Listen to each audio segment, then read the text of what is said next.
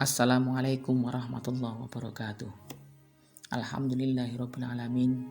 Wassalatu wassalamu ala asrafil anbiya'i wal mursalin sayyidina wa maulana Muhammadin wa ala alihi washabbihi ajmain. Amma ba'd.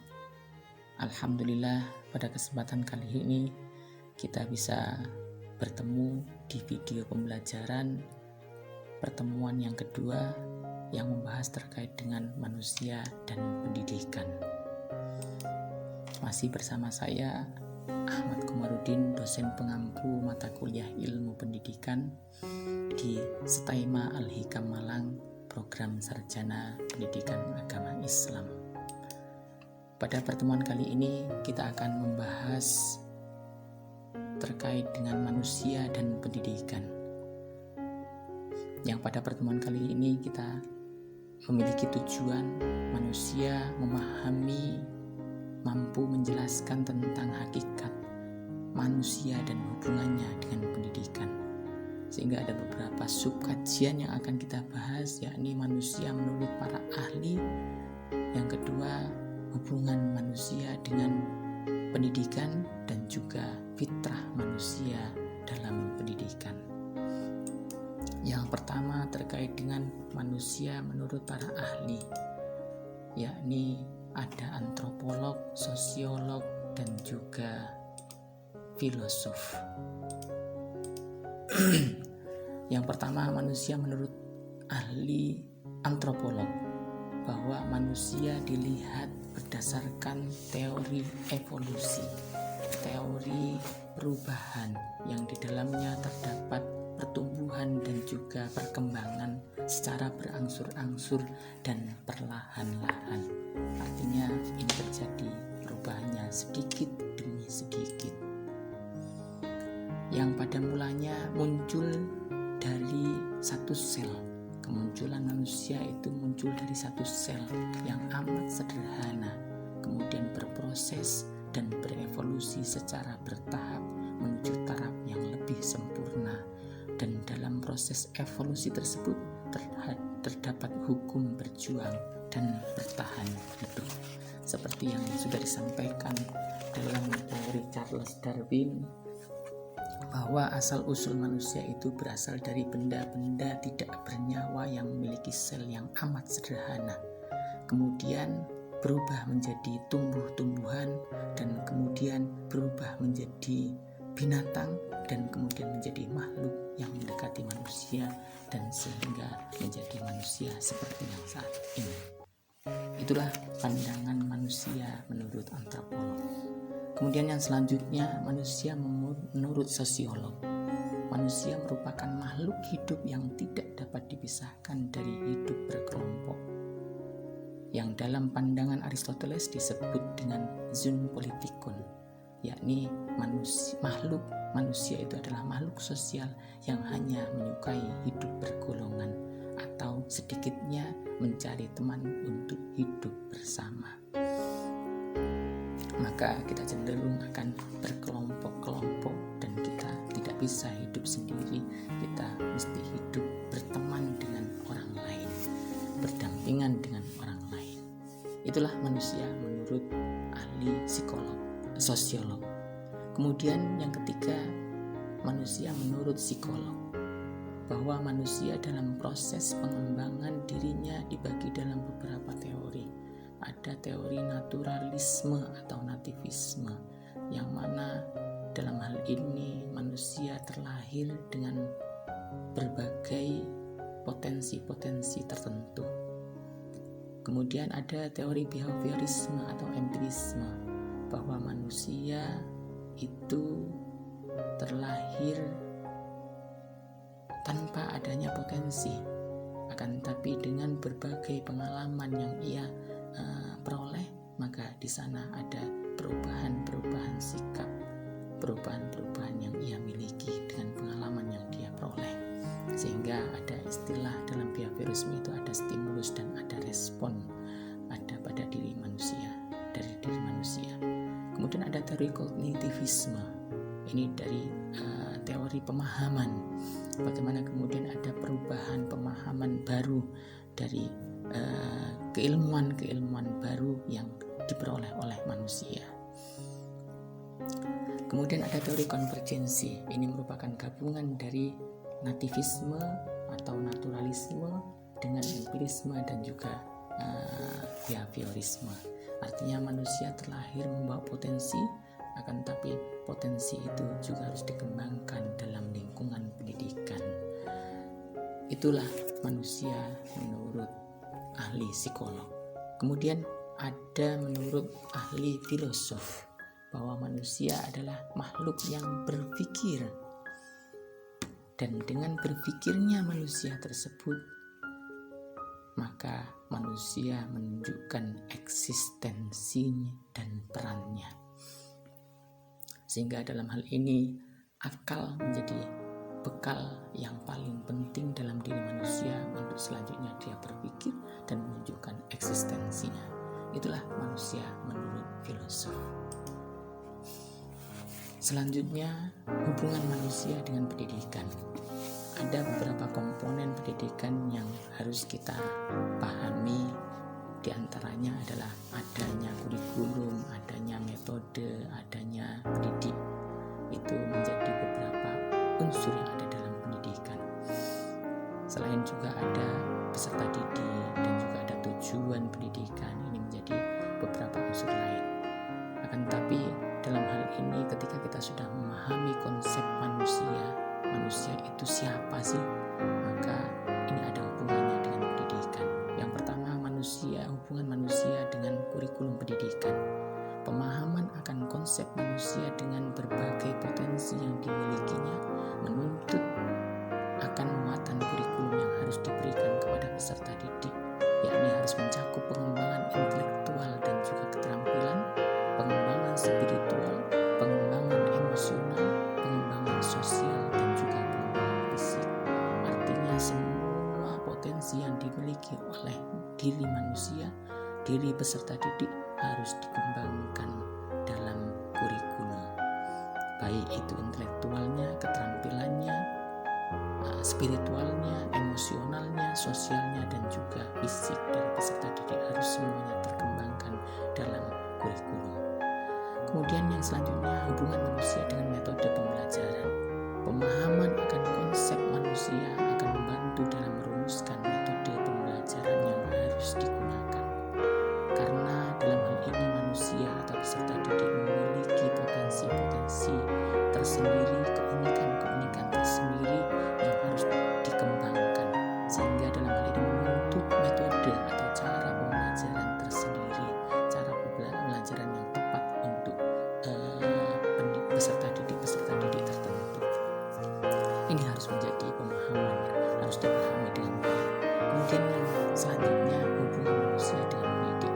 Pemahaman akan konsep manusia memberikan gambaran pada beberapa kompetensi yang harus dimiliki oleh seorang pendidik atau guru.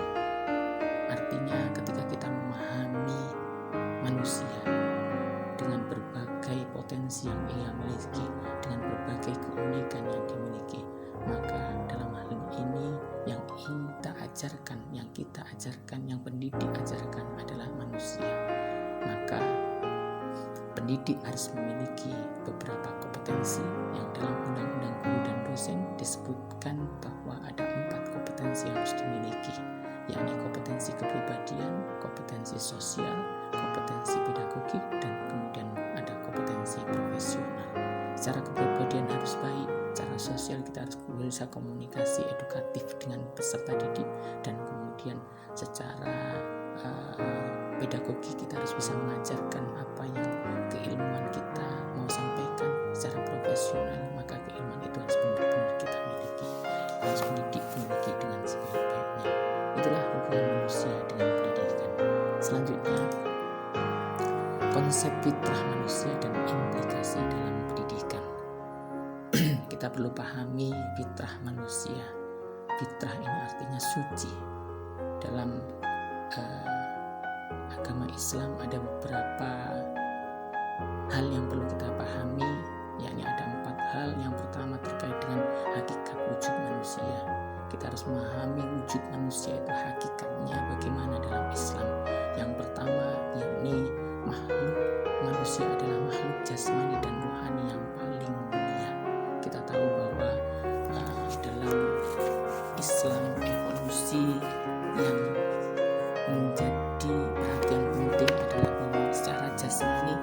manusia itu diciptakan dari nutfah, alaqah, dan juga mudghah, dan kemudian ditiupkanlah ruh, yang ruh itu suci dari yang maha suci dari Allah Subhanahu wa Ta'ala, sehingga kemudian adalah manusia disebut sebagai makhluk yang suci ketika lahir. Ini karena manusia diciptakan dari ruhnya Allah, dan kemudian juga manusia tidak menanggung dosa keturunan. Itu yang perlu kita perhatikan. Dan kemudian manusia merupakan makhluk etis religius. Secara mendasar manusia memiliki fitrah keagamaan. Ini yang perlu kita pahami. Kemudian manusia merupakan makhluk individu dan sosial. Secara individu manusia memiliki derajat yang berbeda-beda, itu dijelaskan. Dan kemudian manusia secara sosial ada perbedaan-perbedaan suku, ada perbedaan-perbedaan golongan, kelompok. Supaya apa? Supaya mengenal, supaya saling memahami antara satu dengan yang lainnya. Ini yang perlu kita pahami dari hakikat wujud manusia. Kemudian yang kedua, tujuan penciptaan manusia, yakni beribadah kepada Allah dan juga wakil Tuhan di muka bumi, dengan istilah lain Abdullah dan juga Khalifatullah fil ar. Kemudian yang ketiga, fitrah manusia erat kaitannya dengan sumber daya manusia. Manusia memiliki kebebasan, ia terserah apa yang kemudian dilakukan, yang ingin dilakukan, yang ingin dikerjakan. Kemudian manusia berhak atau wenang memperoleh hidayah Allah Subhanahu wa Ta'ala. Kemudian yang ketiga terkait dengan kapasitas belajar. Ini bahwa manusia memiliki kapasitas belajar. Kalau dalam pendidikan disebut dengan manusia itu termasuk makhluk pedagogik. Itu makhluk yang bisa mendidik dan bisa dididik.